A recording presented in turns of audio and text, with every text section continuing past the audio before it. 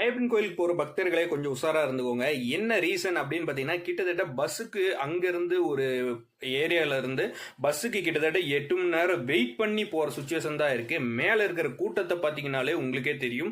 So 1 bathroom 2 bathroom போகிறது கூட ரொம்ப ஃபெசிலிட்டி வந்து கம்மியாக இருக்குது. ஏன்னா அவ்வளோ கூட்டத்தை தாண்டி அவங்க அந்த மாதிரியான சுச்சுவேஷனுக்கு போயிட்டு வரணும். லேடிஸு, சின்ன சின்ன குழந்தைங்க, லேடிஸ் இந்த மாதிரி போகிறதுக்கு கூட ரொம்ப கஷ்டமாக இருக்குது. அதோட காட்சிகளும் பாருங்கள். ஏன்னா போய் ஒரு இடத்துல ஸ்டாப் பண்ணுவோம் பார்த்தீங்களா, பஸ் ஒரு இடத்துல நிறுத்துவோம் பார்த்தீங்களா, அந்த ஏரியாவே ஃபுல்லாக பிளாக் ஆகிருக்கு. பஸ் நிறுத்துறதுக்கே இடம் இல்லைன்னா உள்ளார எப்படி பஸ் வரும், எப்படி வெளியே எடுப்பாங்க, அதெல்லாம் யோசிச்சுக்கோங்க.